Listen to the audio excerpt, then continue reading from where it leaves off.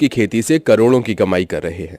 दोस्तों, हमारा देश एक कृषि प्रधान देश है जहां का मुख्य उत्पादन और कमाई खेती और फार्मिंग से ही होती है। साथ ही कुछ लोग जानवरों को भी पालकर अलग अलग तरह से उनका व्यापार करते हैं, जैसे मछली पालन, चिकन फार्मिंग, गाय भैंस पालना। ये सब भी किसी न किसी प्रकार से व्यवसाय का हिस्सा बन जाता है।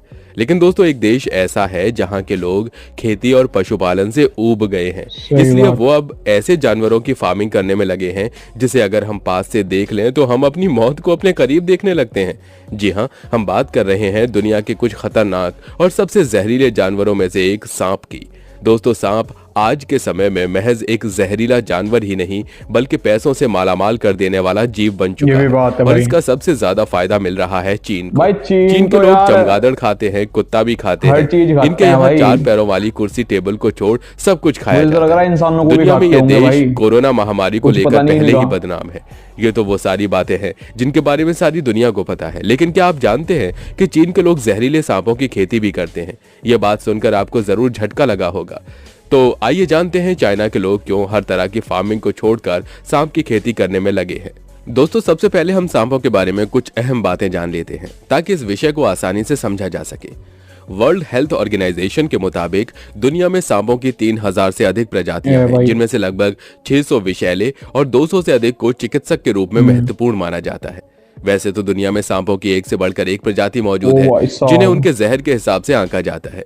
यानी कुछ सांप कम जहरीले होते हैं तो कुछ इतने जहरीले होते हैं कि अगर एक बार वो किसी को काट लें तो इंसान का बचना लगभग नामुमकिन हो जाता है, जैसे king cobra, Russell viper, Indian crate और रेटलस्नेक। ये दुनिया के सबसे जहरीले सांप माने जाते हैं जो ऑस्ट्रेलिया में पाया जाता है। भले ही ये सांप आकार में छोटा होता है लेकिन इसके काम काफी बड़े हैं। इसके एक डंक में 100 मिलीग्राम तक का जहर होता है जो इतना घातक होता है कि एक साथ 100 लोगों को मौत की नींद सुला दे। इसका जहर न्यूरोटॉक्सिक होता है। बताते हैं कि एंटीवेनम बनने से पहले यह घातक सांप किसी को काट लेता तो उसकी जान किसी भी सूरत में नहीं बचाई जा सकती थी। इंसान की मौत निश्चित थी। सांप को अन्य जीवों से जुदा करने वाली एक बात यह भी है कि जहां अधिकांश जीव अपने शिकार को चबाकर खाते हैं, वहीं सांप ऐसी प्रजाति है जो शिकार को खाता नहीं बल्कि सीधे निगल जाता है। इतना ही नहीं, सांप अपने से बड़े जीवों को भी निगलने की ताकत रखते हैं।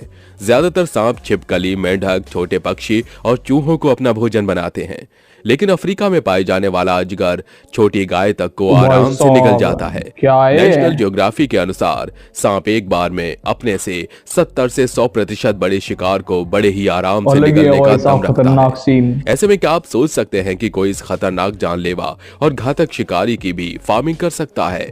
लेकिन चीन एक ऐसा देश है जहां सांप की फार्मिंग की जाती है। यहाँ एक ऐसा अनोखा और विचित्र गांव है जहां अनाज, सब्जियां और फल की खेती के बजाय सांपों की खेती की जाती है। चीन के इस निराले गांव का नाम भी कुछ अटपटा सा है, यानी जिसिकियाओ गांव। बड़े पैमाने पर स्नेक फार्मिंग करने के कारण जिसिकियाओ गांव को स्नेक विलेज के नाम से भी जाना जाता है। दोस्तों, जैसे ही आप चीन के इस गांव का नाम गूगल पर डालेंगे तो आपको पता चल जाएगा कि यहाँ सांपों की खेती कितने बड़े पैमाने पर की जाती है। दरअसल यहाँ के लोगों का मुख्य व्यवसाय अन्य लोगों से कुछ अलग है, क्योंकि यहाँ के लोग स्नेक फार्मिंग करके खूब कमाई कर रहे हैं। यहाँ सांप लोगों की आमदनी का मुख्य स्रोत है। इस गाँव की जितनी आबादी है उससे कहीं ज्यादा यहाँ सांपों को पाला जाता है। बेशक आपको सुनने में थोड़ा अजीब लगे, लेकिन यहाँ की आबादी करीब 1000 है और यहाँ पर व्यक्ति साल में कम से कम 30,000 सांप को पालता है।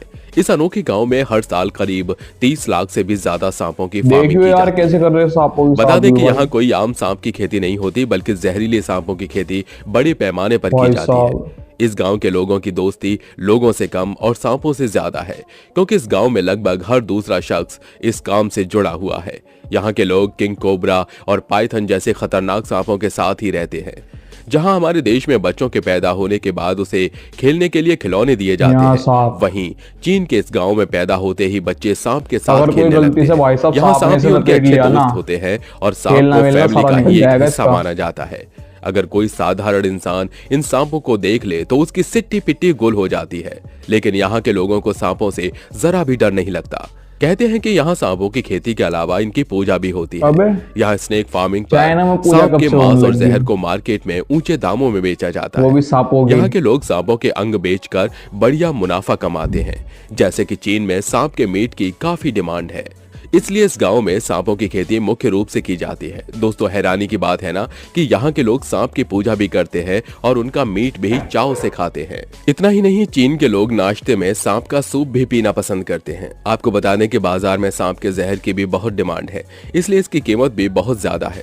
क्या आप अंदाजा लगा सकते हैं कि सांप के 1 लीटर जहर का क्या दाम होगा? मैं बताता हूँ, लगभग 3.5 करोड़ रुपए।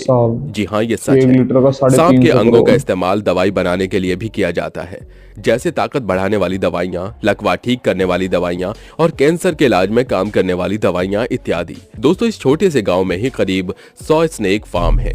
जी हाँ, आपने सही सुना, 100 स्नेक फार्म्स। इसी से आप अंदाजा लगा सकते हैं कि ये कितनी खतरनाक जगह होगी। यहाँ सांपों को पालने के लिए लकड़ी और शीशे के छोटे छोटे बक्सों में सांपों को रखा जाता है। जब सांप के बच्चे अंडों से निकलकर बड़े होते हैं तो उन्हें एक जगह से दूसरी जगह ट्रांसफर कर दिया जाता है। इन्हें प्लास्टिक के थैले या डिब्बे में बंद करके दूसरी जगह पहुंचा दिया जाता है। फार्म हाउस के बाद सांप को कसाई खाने में पहुंचाया जाता है, जहां सबसे पहले सांपों का जहर निकाला जाता है और फिर उसका सिर काट दिया जाता है। फिर उनका मीट अलग कर दिया जाता है।